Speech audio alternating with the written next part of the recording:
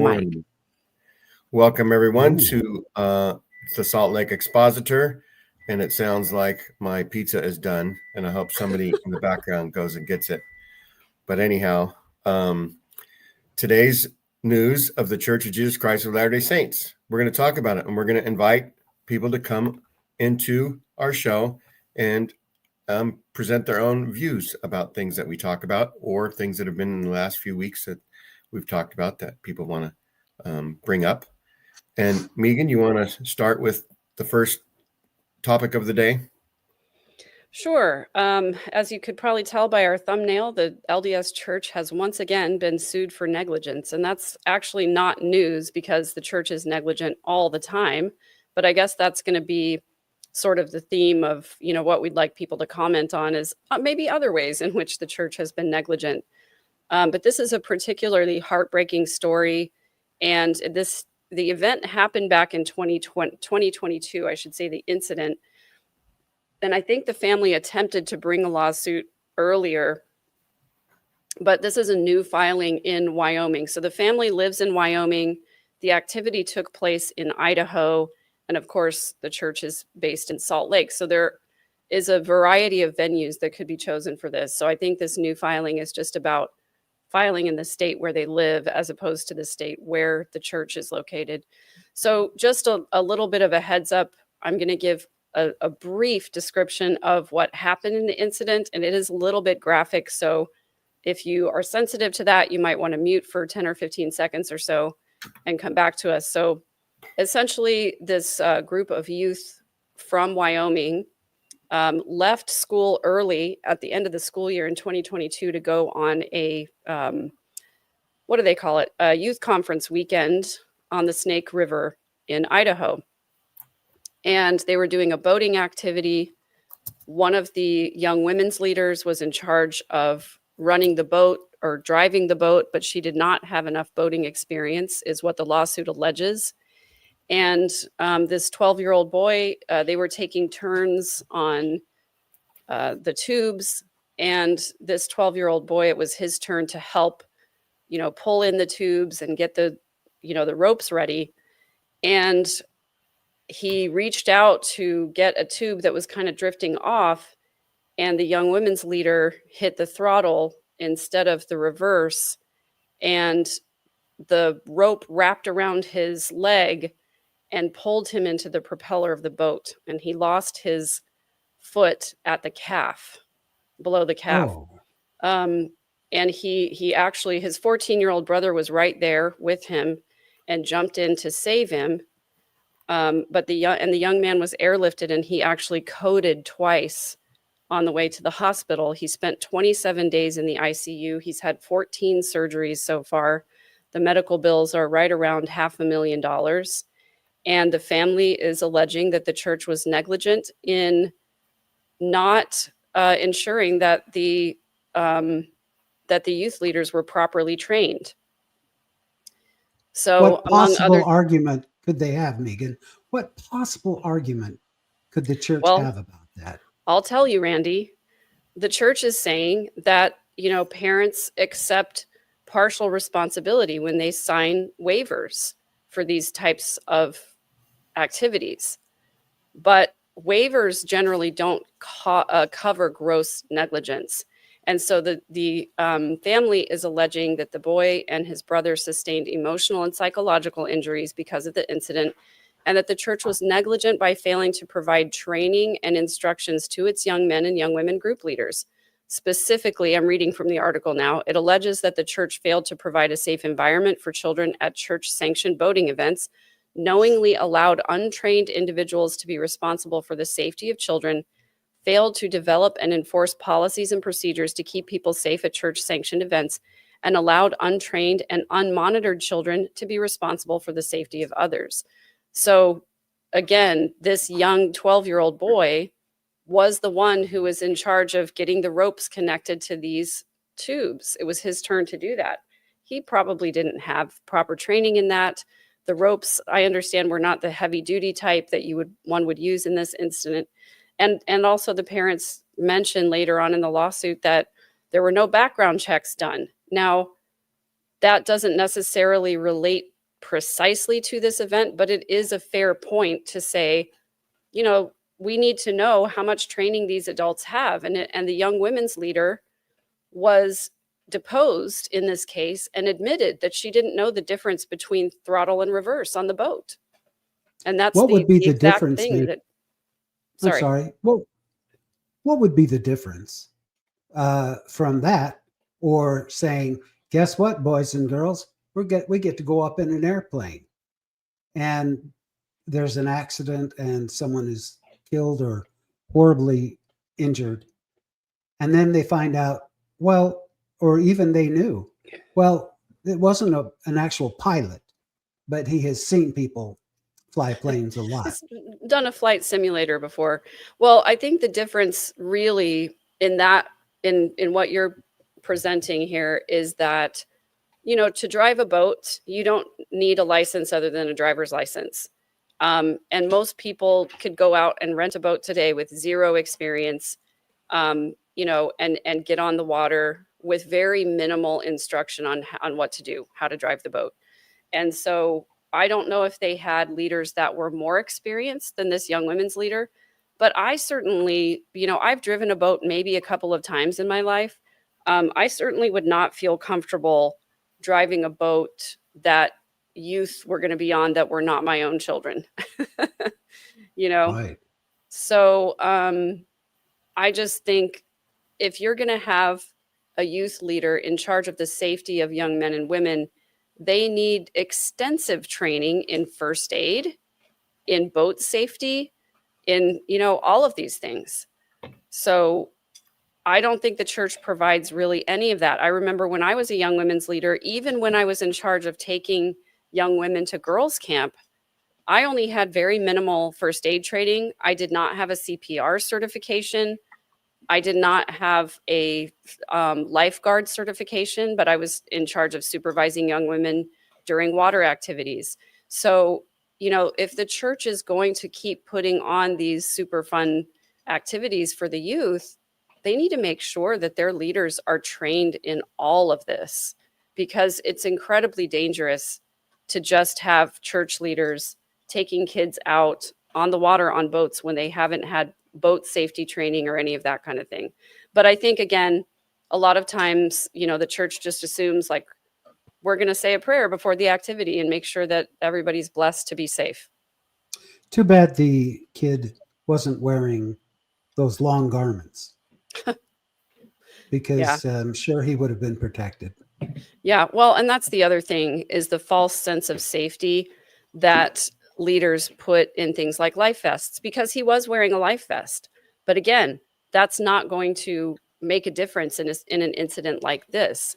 And, obviously it was the young women's leader's fault, 100%. But she was acting as a leader at a church activity. And so I don't know the laws of negligence in the state of Wyoming, but, I think that there's a decent case there to be said that, the church does this all the time, where they take kids out camping or hiking or boating or whatever it is, and the leaders don't have any kind of training or not enough training in first aid, first responder things, CPR, all of those things.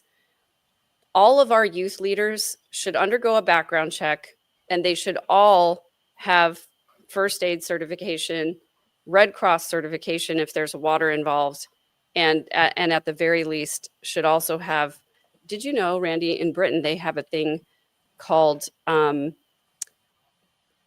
something like care and safety training, where they make sure that people working around youth know the signs of someone who's being groomed or abused. Well, that's so logical. Makes so much sense. Yep. Yeah. And so there's a duty of care, right? Whenever Yes, you're exactly. an organization involved in a group event. Exactly. And so, wow. So Trevor, I don't blame these people for suing the church. I'm not sue happy. I could probably have sued several times in my life. I'm not sue happy, but if that happened to my child, knowing that the church has $100 gazillion billion, hell yeah, I'm going to sue him. The church doesn't have that money. Jesus has that money. Yes, Well, that's true. even if the church or Jesus didn't have that money, the church has, again, as you said, a duty of care to these young men and young women. If they're, they either should be Proactive, accountable right? and proactive in taking care of these kids, or don't take them on those activities. If you're not willing to spend the money to have the training and to put the safety measures in place, don't go on the activities. Just don't. Don't take the kids overnight. Don't take them camping. Don't take them out in weather conditions. Don't take them out on the water. I mean, boating is one of the most dangerous activities you can do, short of like skydiving and stuff like that. So, again, if they're not going to take the proactive measures, then they just should stop these things altogether. You know, in my scout activities and priest activities, all of that, we were just crazy ass nuts. And the leaders just went right along with us. But I mean, we'd go to the highest cliffs there at Lake Powell, and it always had to do with water. And we'd go boating, and the whole thing was, when you're water skiing, you try to whip the skier off by going incredibly fast. And there's so many times we could have been killed. Seriously, the idiotic things, because you can't hold kids that age responsible to be responsible. You can't count on them to be logical and say, hey, you know what, I could actually break my neck spinning around at 60 miles an hour.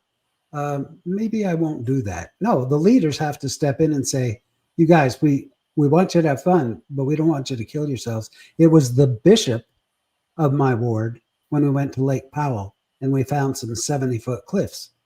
And we didn't know if there were rocks under there or not. And so my best friend, he says, do you want to go first? I'm like, hell no, you go first. And when you don't die, then I'll go after you. But those are the idiotic chances we'd take. Maybe the bishop should have said, hey guys, we're gonna look at the area first and make sure there's no rocks that you could land head first on from 7 stories high. Yeah, the bishop definitely should have had some power of discernment there, right? But that's really part of the problem. And thank you for saying this, Mormon atheists. The parents need to be more proactive with their kids. But unfortunately, how many of us sent our kids onto youth activities just trusting that they would be safe because they were with priesthood leaders, and just trusting that the church had the kids' best interest at heart, and just trusting that the church had done their research and had done their due diligence and had done the training that was necessary. We put so much faith and trust in the organization of the church unnecessarily because they clearly don't do the things that they need to do to put those safety protocols in place. I can tell you, I, for one, if my kids were still in the church, there's no way I would let them go on these kinds of activities. And the other thing, Megan, if we only listen to church broadcasts, if we only read the church news, we're only going to hear positive stories. We're not going to have in our mind that anything could possibly go wrong. And so it's actually a service for people to spread the news. And so, we all like to talk to each other. We got Elizabeth and Tim and a couple of Kims every now and then, the Mormon atheist, Kiki. We all love to talk with each other. And I'm recommending to you guys watching and chatting that you share this program so that we can have even more people watching and chatting, and that there's other people get into their minds that there needs to be proactive care going on. And we should need to, when our kids are going on an event, we need to ask questions. Will the leaders be trained, right? Are there going to be safety protocols? What's the plan of action in case there's an emergency, right? All these things can be done. I second that emotion. I second that motion, Gene. There you go. So yes, everybody share these shows and we can get more people in on the news the way we present it. And again, we have in the link in the chat to come on the show and give your own 2 cents other than just in the chat. So we invite people on again. So we can move to another story, but anybody can feel free to call on any of the stories that we've talked about so far. Gene, before we move on, can I make a comment or two about what we've just been talking about? Sure, go ahead. Because I feel like, first of all, I don't know if Megan is aware or if you are aware if the church is actually fighting this suit. So my assumption is that they're, what do you call it? Loss prevention people? What do you call that? There's a word for it. Risk management. The risk management are probably determining whether it would be financially more wise to fight or to settle, right? And part of that is if they settle, will other people want to settle? If they fight, will that prevent other lawsuits in the future? So there's more than just the actual cost of one event that they'll take into consideration. But I'm not specifically aware. Here's the point I wanted to make. Having, as most of you know, having worked at Disney as a detective for them, I can tell you that it doesn't really matter to them if they were liable or if they weren't. They're going to pay. They want the guests happy. They want good publicity. Most of all, they want to keep it the happiest place on earth. So there's these professional claimants that'll come and fall out of the tram leading from the parking lot to the park and claim all these damages and in hopes of getting a settlement. And guess what? And hey, any of our listening audience, don't go sue Disney because I'm saying this, but they have deep pockets. The world knows they have deep pockets, and they just want to get this case settled. They don't care about $2 or $3 million. They don't. It's like, let's just get this done and move on. But the church pinches every freaking penny they can, and it really annoys me. Let's do it in the name of God, because certainly Christ would not want us to be comforting someone who was injured on our little field trip. Who cares if it's the church's fault or not? Pay them. They're your members. Take care of them. They're one of the sheep. Bring them in. But yeah, maybe that's just me. I don't know. Right. And if something happens at Disney, is Disney going to quiet it as much as the church quiets things, or are they going to take the negative publicity but then try to turn it into positive publicity by doing the right thing? Oh no, they're going to quiet it. Trust me. I was one of the quieters.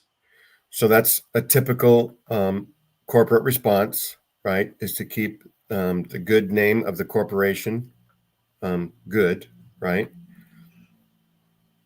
And so that would happen both ways, right? And so we had a little baby who, we didn't have a baby. At Disney, there was a family who brought a tiny infant along and rented one of the strollers to push the infant in.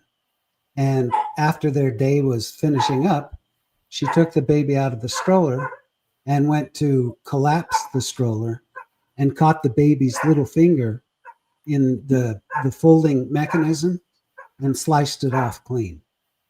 And, I guarantee you the church would say, well, that's the mother. That's her fault. She wasn't careful enough. That wasn't Disney's experience. They hurried and made sure that the baby was okay, helped get him to the hospital, blah, blah, blah, did all the things and paid them for all of their damages and then some. There you go. But not the church. Yeah. And so like I was going to say that it's a business. The church is a business. And some of the people that are in the know of the business that the church is operating under are these new presiding bishopric members.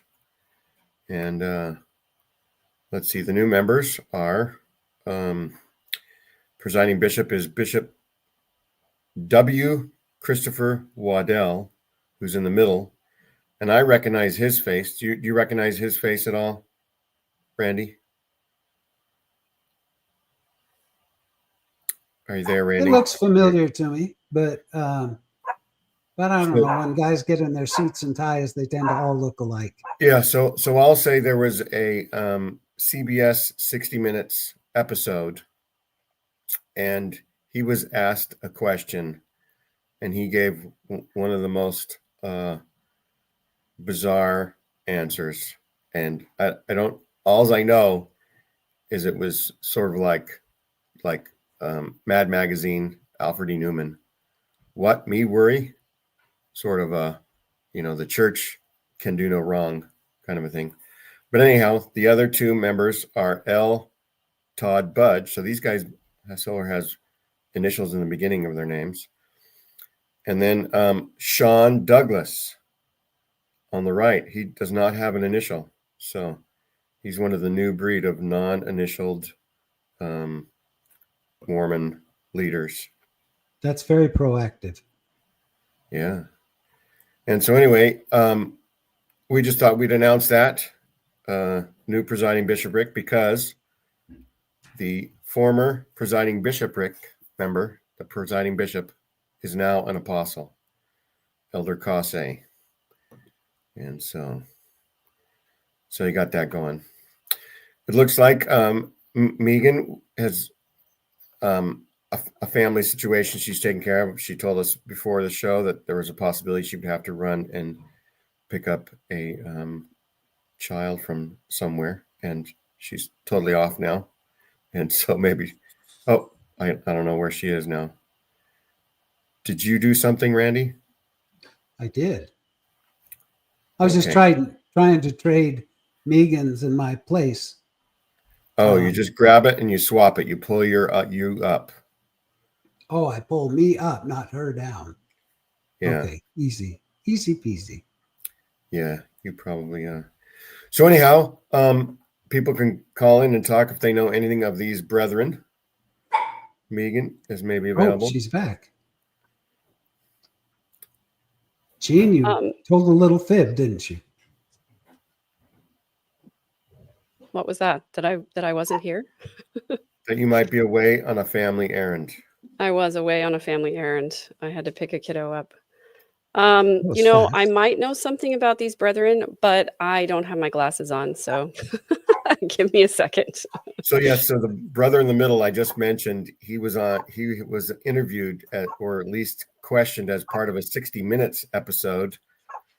I think it was either the SEC fine or something, and they asked him, something about why the church isn't transparent about the money or whatever it was, and he was just like saying, well, it's God's way or whatever he said. I can't remember what he said.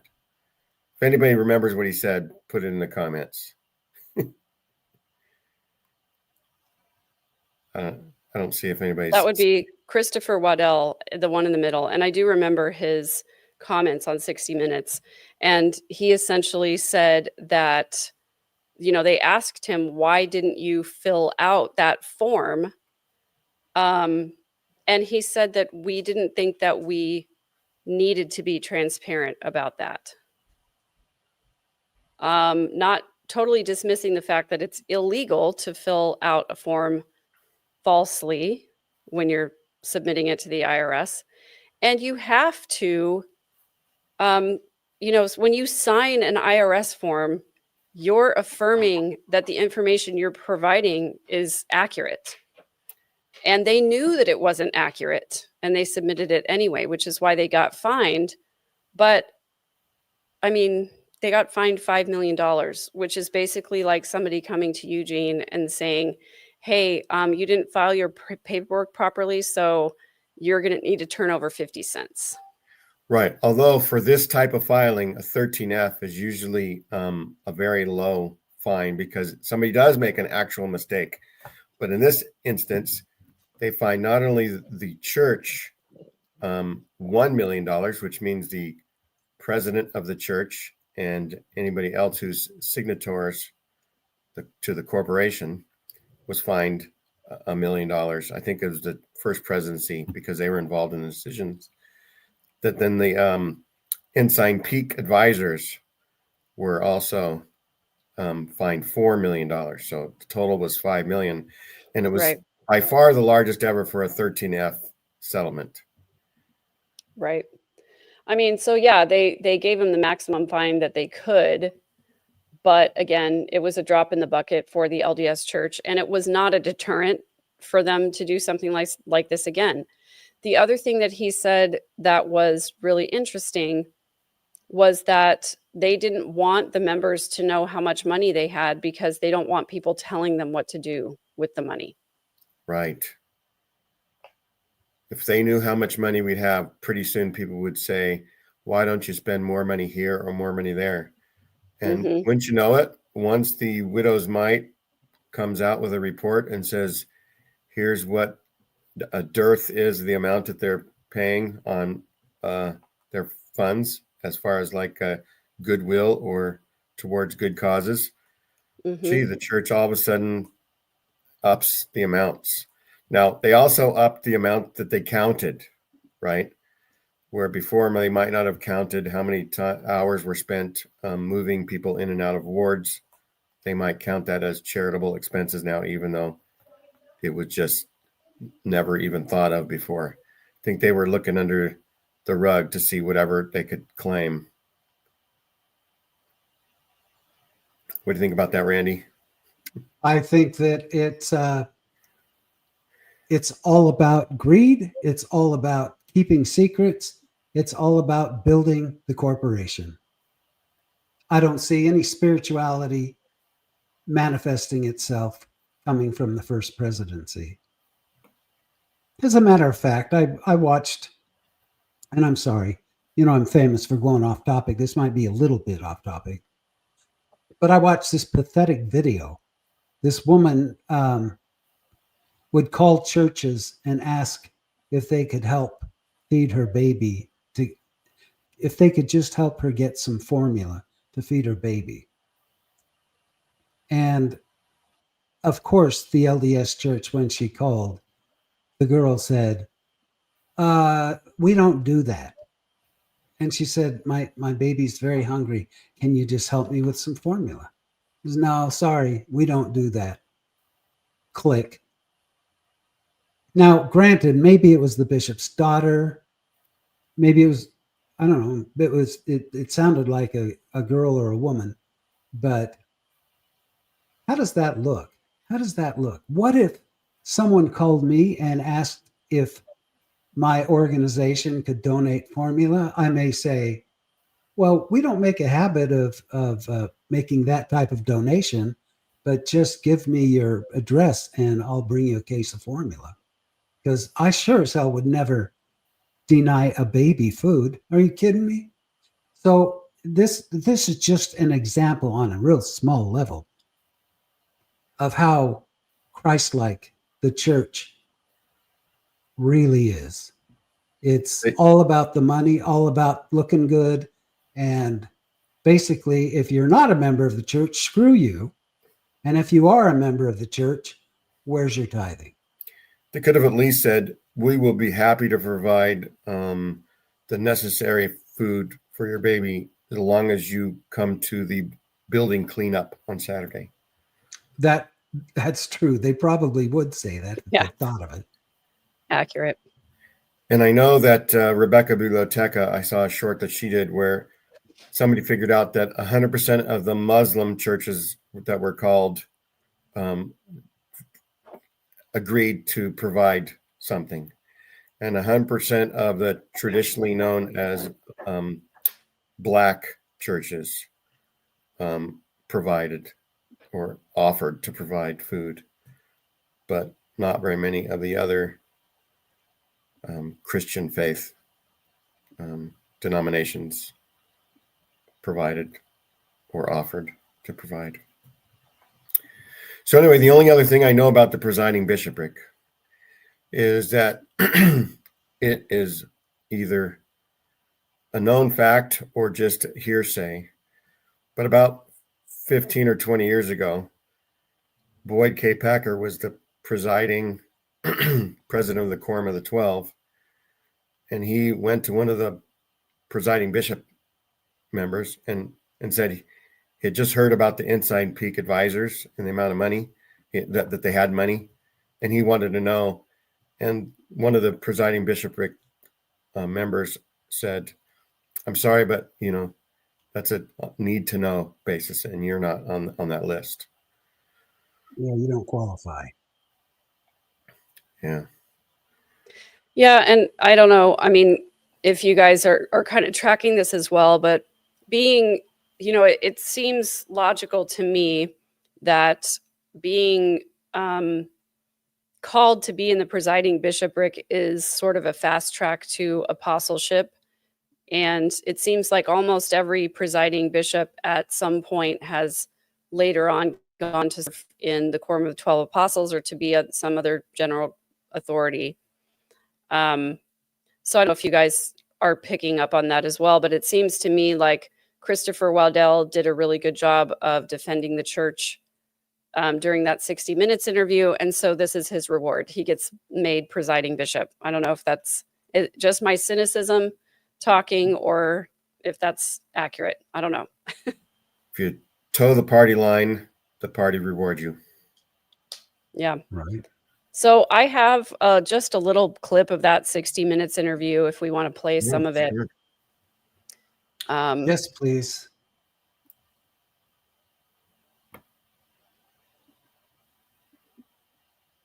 It's not my favorite part of the interview, but this is the clip that came up when I was looking for it a minute ago here.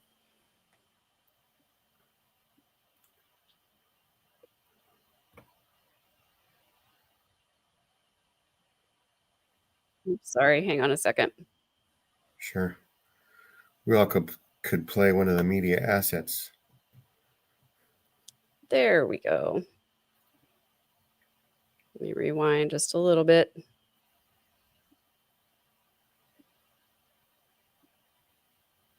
An erosion of trust. Have talked about an erosion of trust. Church members we spoke to have talked about an erosion of trust because of the secrecy. Is there any discussion about regular disclosure of what's happening with church finances? No, there's no more discussion about disclosing the value of the totality of the resource at Ensign Peak Because it's confidential, and we do again disclose and announce the building of temples. We do announce missionary work. We do share what we're doing with humanitarian work. I think part of a lack of trust or lack of confidence comes from statements or comments from a whistleblower who doesn't have all the information. Oh, he's directly calling out the Ensign Peak whistleblower. Ah, Doesn't understand they were incorrect, and that's not how it works. when we're talking to church members, that's what they're saying to us, is that they're blown away by this, that, there's reportedly, we don't know, right, hundreds of millions of dollars under management, and Hundreds it's of sitting there and it billions. should be used. Well, there are 17 million members of the church, and so of 17 million all over the world, you're going to have many people with varying opinions. And so I'm sure there are some members of the church that are saying that. There are many members of the church who aren't saying that. Now I remember by just hearing his voice, I think she asked him, what's the difference between confidential and sacred, or sacred and Confidential secret? and secret. Yeah. And he said, it's just like your viewpoint or something like that. Yeah. It depends on your point of view. So yeah, it was a super shady interview. I think the church did it for damage control because they realized they got caught with their hand in the cookie jar, and they did get fined. And so that fine confirms that they broke the law, period. Right. And as a public service to all the believing members of the church right now, we'd like to play this as well. The Lord does not need your money. I always love that. I can't get enough of that. Yeah, that guy's the worst. But yeah, so I mean, this is the presiding bishop.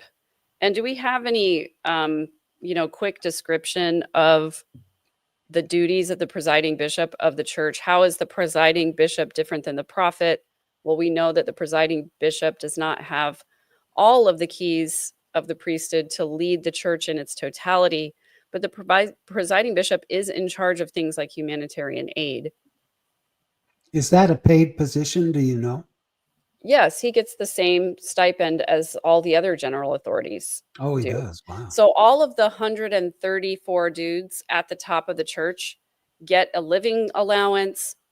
They get allegedly $1 million bonus when they get called into being a general authority, as well as a car allowance, a travel allowance, and then they have a commissary that's just for the general authorities where they can go get all of their sundries and, needs, whatever they need. Basically, it's kind of like a pharmacy slash a department store type situation.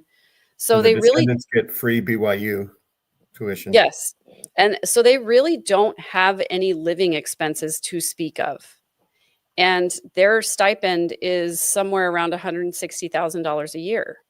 So not only do they not have to pay rent or pay for a car or pay for any of their wardrobe or pay for any of their Tylenol, Band-Aids, all of that kind of stuff, but on top of that, they get $160,000 a year. What do they actually need that money for? They also get free healthcare, free dental. They're also adored everywhere they go. Whenever they travel on assignment, I've suspected this all along, but just recently had it confirmed that they have private jets. And a private jet can be claimed as a house of worship because they pray on it. That disgusts me, by the way. Yeah. Because I'm sure if Christ were walking on the earth right now, he'd insist on a private jet.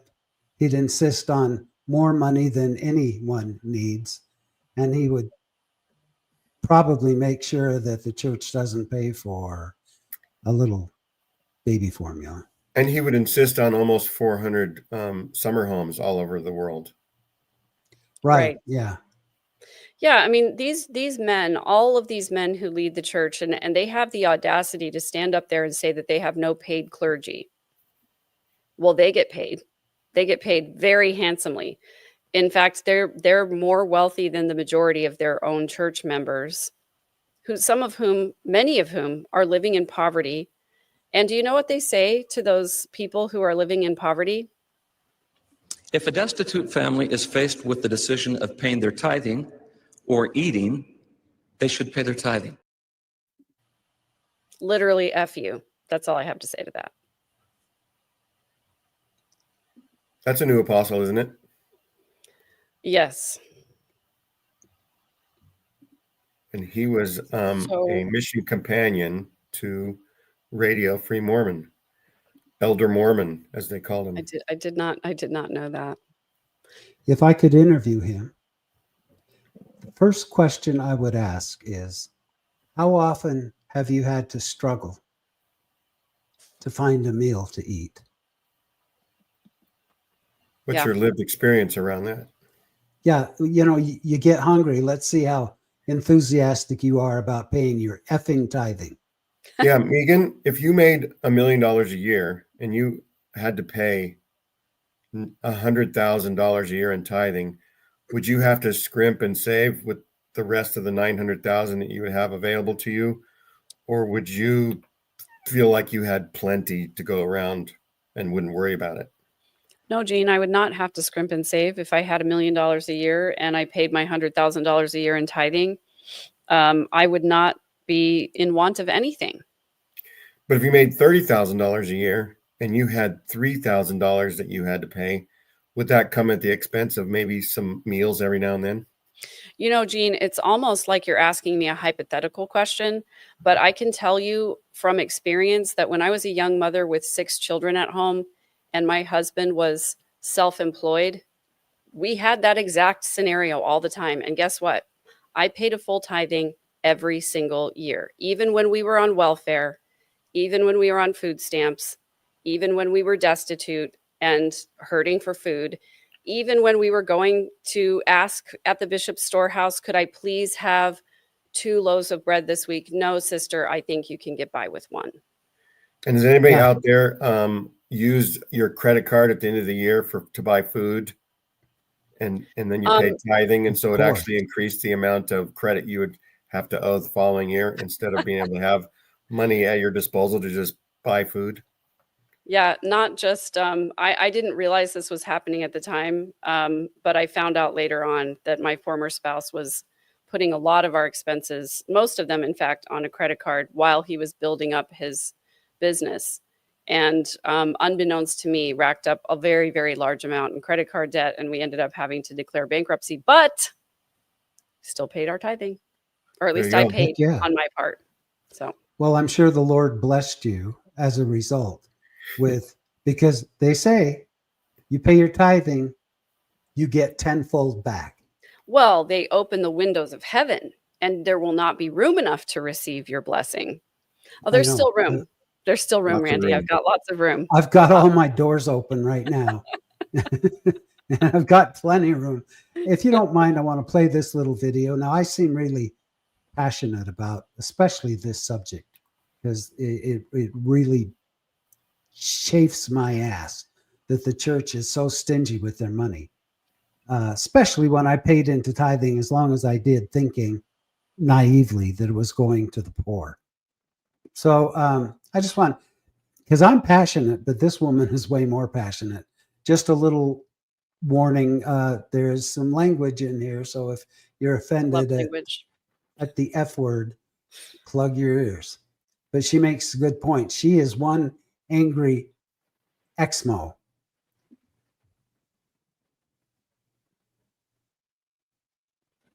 Oh, I guess we have to remove. Is it Let okay to me- remove this over Of time thing? course, of course. Let me remove it. Oh, There you thank go. Okay. Okay, hang on here just a sec. Let me get my little act together. Churches to see if they will give formula to her starving Wait. baby. Of I'm course, out. they're not Stop going it. to give formula Stop it. Stop. to a starving baby. We've been I'm. Wow. This is TikTok. I've never shared a TikTok before, and I was trying to eliminate all the comments, but I can't. So here we go. I'll do this. the lady that's calling the churches to see if they will give formula. Oh, I just the want to lady cuss that's right calling now. the churches to see if they will give formula to her starving baby. Of course, they're not going to give formula to a starving baby. We've been telling y'all this for decades, and I'm so sick of seeing it spin around all over the internet that, oh my God, she's calling, and now we're just not seeing it. It's 2025. We have poor people on the streets. If the churches worked, there would be no hungry or poor people on the streets. God damn, that's the fucking point. Christ is not in the church. Jesus is not in the church. He has never been in the church. He is the one who told you to leave the fucking church. He told you to leave. Oh my God. I'm so sick of explaining this to people. He said, you made a mockery of my father by taking this money and not helping the people. That's what he said. That's what he. The lady that's calling the churches to see if they will give formula to her. So anyway, Wow. We got to get that lady into conference to give a conference talk. That did not sound like a primary voice. no, she wasn't using the Megan's conference voice. So we have primary voice on one side, and we have this lady on the other side. Yeah. Wow. I thought it interesting that she said Christ said to feed the poor, and the church indeed. doesn't do a damn thing about that. No, I definitely think that, that if there was a real Jesus, which there's some evidence to suggest there was a historical Jesus, but if there was a divine Jesus, like the Mormon Church says that there is, he would be infuriated, I think, in what the church looks like today. think so. Yeah. You know what, Mormon atheist, I need one of those after listening to that. I'm going to have to go do a little anxiety decompression. Goodness.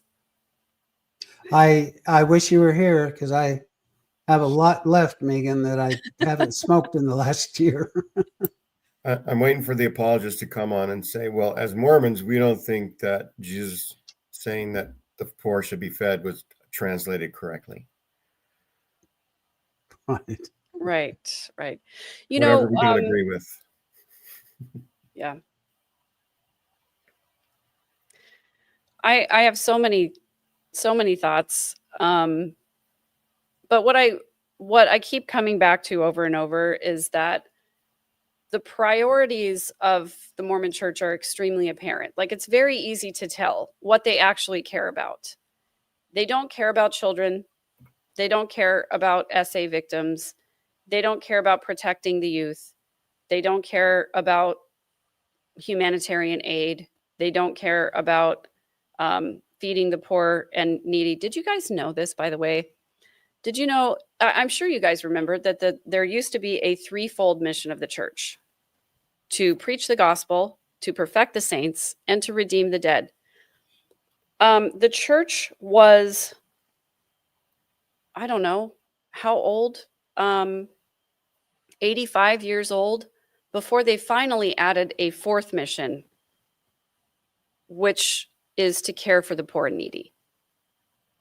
It only took them, well, longer than that, 185 years, right? It took them 185 years before they added the mission of caring for the poor and needy. That tells you everything you need to know about their priorities. And they should say in parentheses after that, the needy members of the church. Right, the needy members of the church. But you know what, Jean? Even if all they did was care for their own members, I think that would be enough. Like, I'm not expecting the Mormon Church to go out there and take care of everybody on the planet, except that's what Jesus would do. However, Right. even if they were selfish enough to just say, you know what, if you're not a member of the church, sorry, we're not going to, we have to take care of our own house. I would understand that. But they're not even doing that. If you want to know what somebody's priorities are, look at how they spend their money. And the way that they spend their money is in investing and in attorneys. That's where they spend their money. They spend their money in suing small towns because they won't let them build the kind of church they want. They spend their money in paying off victims and making them sign a non-disclosure agreement. They spend their money on fighting litigation against legitimate claims of SA by their own leadership. That's where their priorities are, and that's the bottom line. You know, you named a few things that the church doesn't care about. But here's some things that the church does care about. They care about whether or not you've ever done heavy petting or gotten Right. too close to your lover.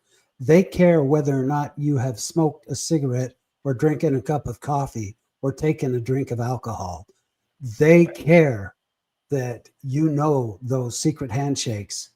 But most of all, what they really care about is their bottom line on their financial statement and making sure that you make it to the celestial kingdom through the obedience of their strict commandments and the payment of their tithing.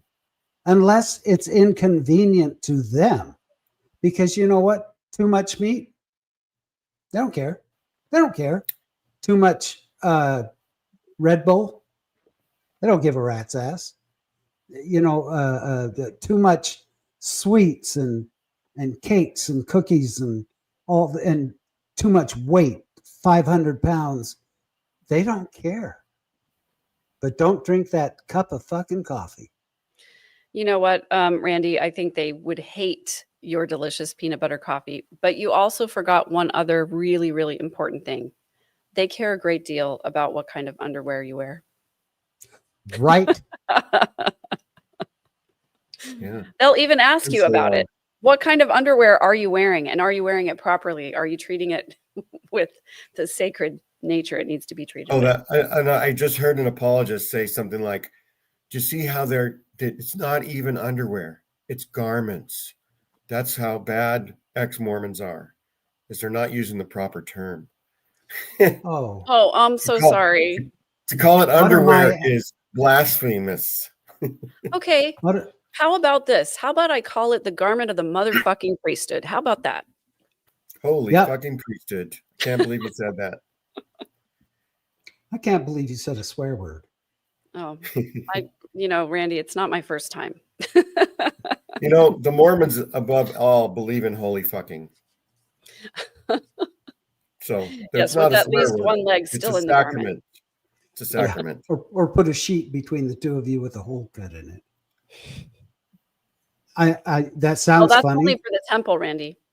That sounds funny, but my ex-wife, first my kids, anyway, she was telling me that some of her relatives did that, where they'd cut a hole in a sheet and mama would back up to it and papa would, with their garments on, because garments they just had to, listen, I saw you talking, Megan, about on one of your Nomo Smirk show. Ex-Mormon snark. Sorry. No mo About smarko. how funny it was your episode about garments, and you were laughing about how they used to have just a big slit down the middle. That's what I was raised on. You wouldn't even have to take them off to download a anything. brown load. You just pull those things apart and go away, and so yeah, you didn't have to take garments off to have sex. I sure as hell did, but Oh yeah, I But had you a lot didn't of have them. to. That's the point. You didn't have to. Right. going back to feeding the poor. Maven Brody appeared on Mormon Stories podcast in 2023, I believe, and she had a 2-part episode. The first part is like in the top 10 of all time views, but it's the second part where Maven talks about the problems that she had, and she was experiencing homelessness for a little while and food insecurity. And when she went to the bishop's storehouse, they made her feel guilty. Like, should she check off the cake or not a cake because maybe some poor child out there needs a cake for their birthday?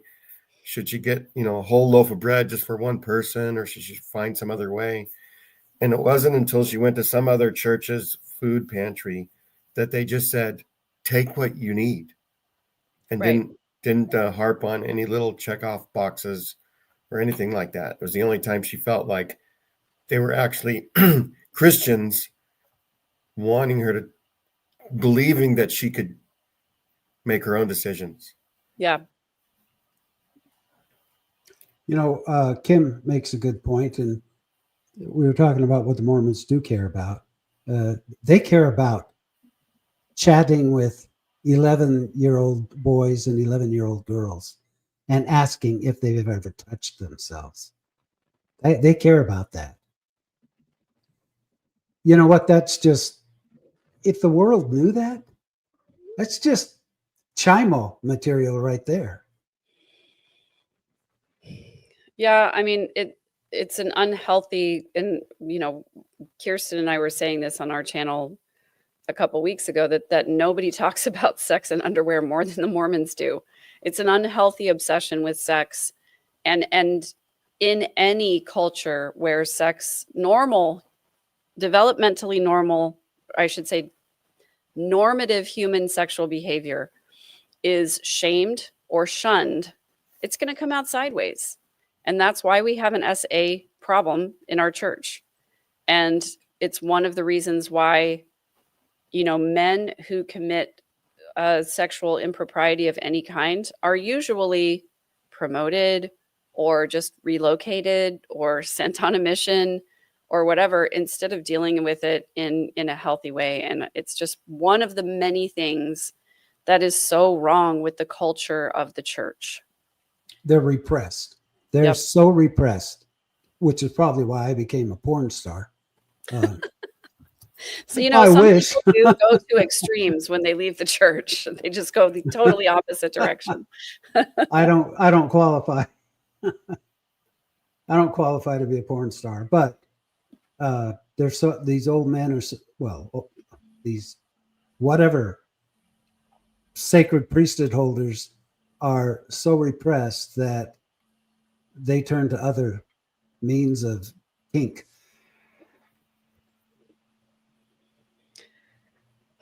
Yeah, I mean, a lot of times, if you don't believe that you can get your needs met in a healthy way, then you get your needs met in an unhealthy way. And that's just the sad fact of it.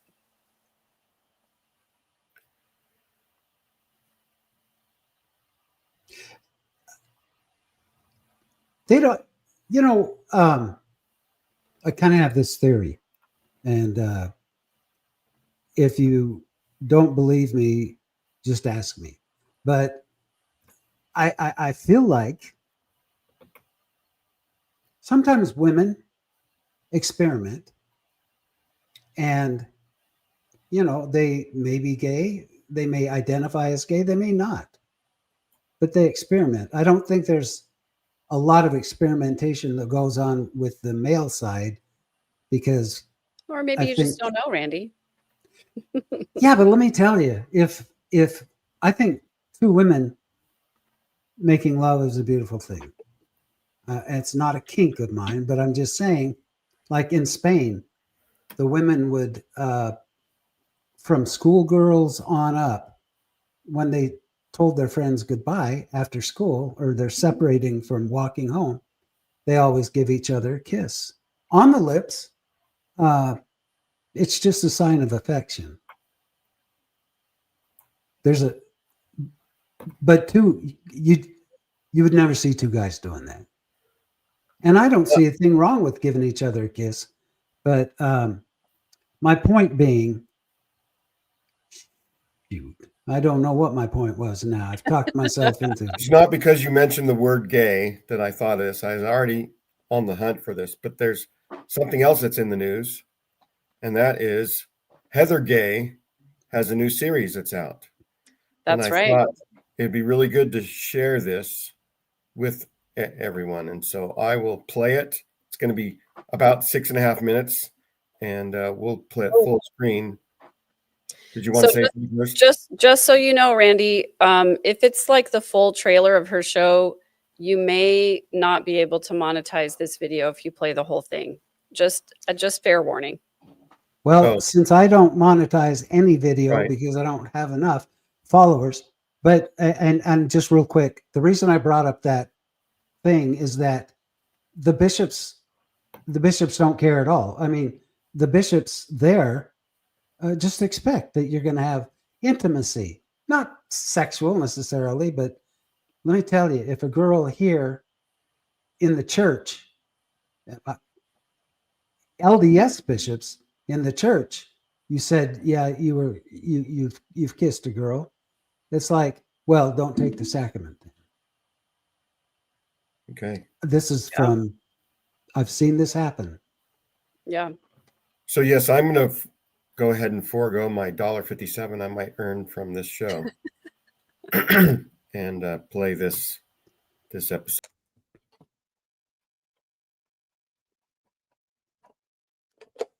Wow. There you go. So yeah, Michelle and I watched the first episode of that last night, and so I'm glad I remember. Have you been to one of those retreats, Gene?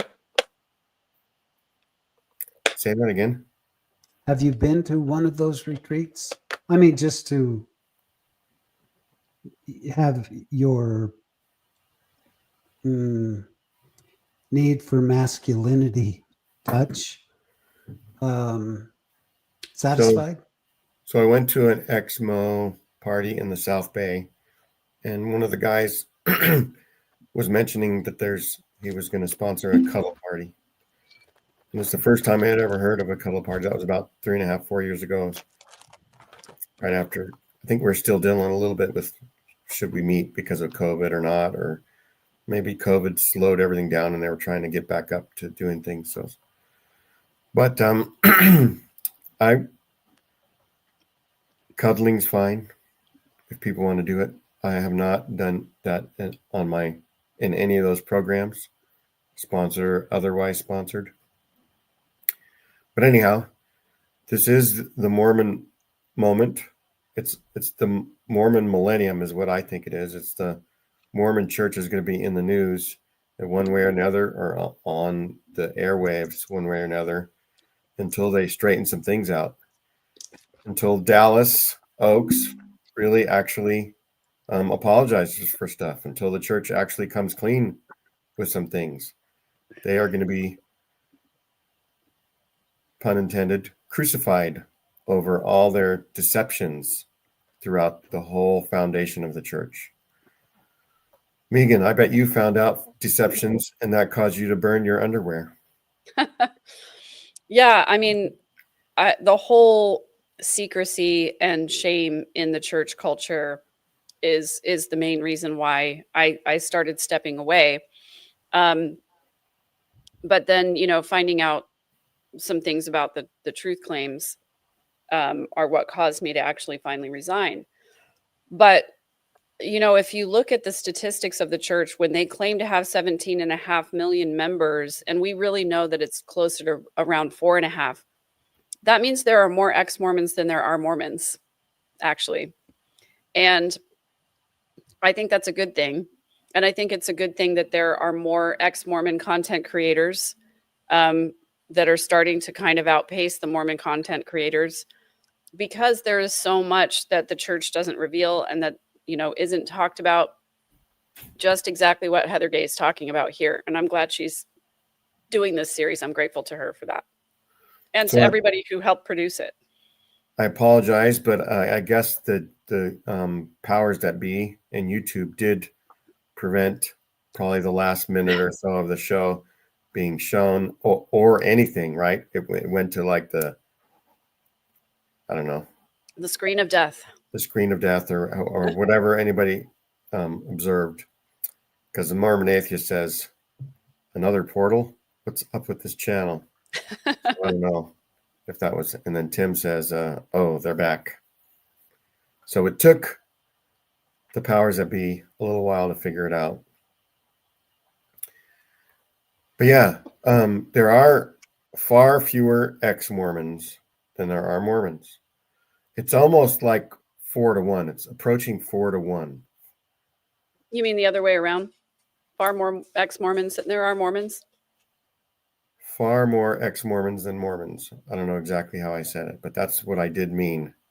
And there are 4 people that are Mormon that don't go to church, that are still Mormons, and one person who's Mormon that actually goes to church. And so I noticed a similar thing, like usually more than half of the population doesn't vote for president or whatever. So a long time ago, I thought, well, if somebody could really get the non-voters and say, vote for that candidate for this one shot, you have a chance of doing it. So somebody somewhere could do the same thing.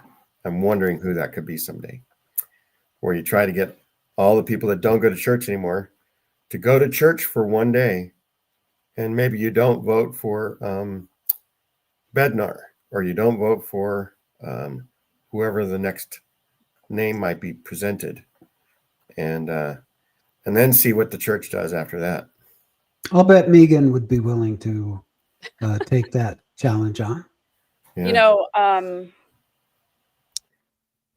That's an interesting thing to consider, Randy. I'm sure they wouldn't have me back. But the thing, Gene, though, that makes that entire process futile is that the church leadership doesn't actually care about who raises their arm to the square to support the leadership. It's not like they're actually taking a tally of who supports them and who votes opposed. They don't care. They're just going to do it. And we've seen it with the last few changes in leadership. They announced the change in leadership without the vote of common consent. So they don't care about common consent. They never did. And the reason that I left, the main reason that I left, is because for a while I was trying to sort of fight from within. And I was trying to sort of have a more nuanced view and opinion. I was trying to have the harder conversations, and people didn't want to hear it. They just don't care. And I saw the futility of it. and decided that I would be better off using my time and my influence to do other things and, to talk openly negative about the church rather than, sitting in the church pew, giving my statistical membership to the church and secretly on the inside thinking something different and sometimes saying it on the outside. People just don't want to hear it. They don't want to care. And so that's really the main reason I left. I didn't think that I could do anything of value in the church. That's right. And it makes me wonder if there was, say, 5 million people returned to church when they were going to announce the ratification of the new first presidency or whatever, and those people all voted opposed, the church would probably still claim it was unanimous in favor because they said you just had to see the voters with your spiritual eyes. Then you would know the true voters. Good point. I don't think people had the testicular fortitude back in the day to stand up and, What about the ovarian fortitude? That's what I want to know. listen, I've known a lot of women, Megan being one of them, who has a great deal of testicular fortitude. She's got balls. Right. I mean, men and women both manufacture testosterone. It's just in a different location. That's all. Yeah. There you go. I know that there's just way more people now, including myself. If I was in a meeting, why I would be, I don't know. But I would definitely raise my hand to disapprove of the decision made. I would be one of those opposed. And I think 100 million other people out there would be too. That might be an exaggeration, but there's a lot of people in the Exmo community who are angry. I'm angry. So if anybody wants to come on the show and voice your opinion of the stories of the day or of prior weeks, feel free. Otherwise, we're coming close to the end of the show, unless you have more to say on the subject. Megan, did I stop you?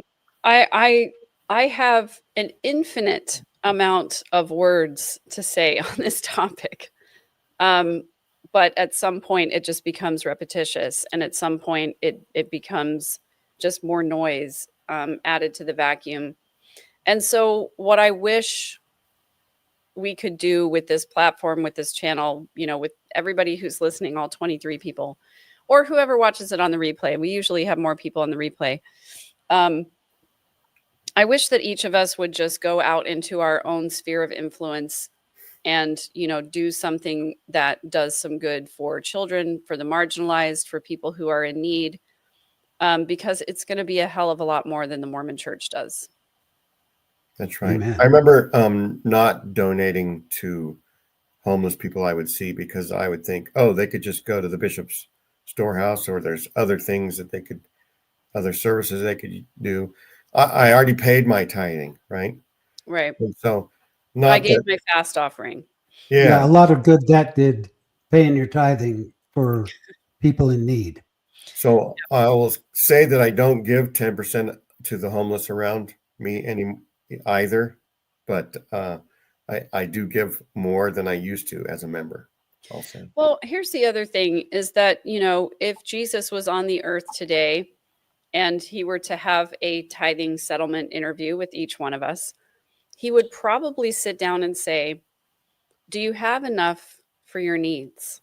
Do you have enough to take care of your own family? Have you something saved for the future, just in case there's an emergency?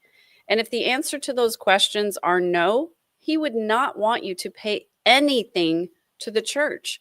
If you are in debt, pay your debt first. Pay off your credit card first. And then when you have excess, then give to the church. And what I hate is that the whole concept of tithing was never intended to be a monetary donation. It was never intended to be cash. It was always the first of the flocks. and the first yield of your crop. It was always, if you have 10 sheep, you give one to the bishop's storehouse so that they can use it for those who are in need. If you harvest 10 bushels of hay, you give 1 bushel of hay to the bishop's storehouse. It was never intended to be money. And if we talk about, paying 10% of your increase, technically, if you have credit card debt, if you have a mortgage, if you have a car payment, you don't have increase. You just have debt. So, any of you who are still out there on the books of Mormonism, who are still paying your tithing, you can tell them that Bishop Megan, the bishop of the Digital First Ward, told you that if you have debt, there is no increase. Your ledger at the end of the day is red. It is not black. And if at some future point you have black on your ledger and you decide to give 10% to a charitable organization, give it to one that actually helps people in need. That's right. And I heard a scholar say the interpretation of the widow's mite is to point a finger at the priests who were requiring the widow to pay the mite, not that they should be taking care of her, not her donating. Right. And so, Do you think back in the day, if you were to have approached Christ and said, I'm hungry, I need some food, can you help me? Do you think he'd say, well, I need to go check your refrigerator first and see if you really need food? And what are you willing to do to get some of this food? You think he would Will respond you like that? clean the toilets in the temple? Because, that would be appropriate. Right. Exactly. there you go. Well, thanks everybody for watching. We will have a little bit of an after show if people want to come on. But anyhow, like, share, and subscribe. Have a great rest of 2025, and we'll see you next time.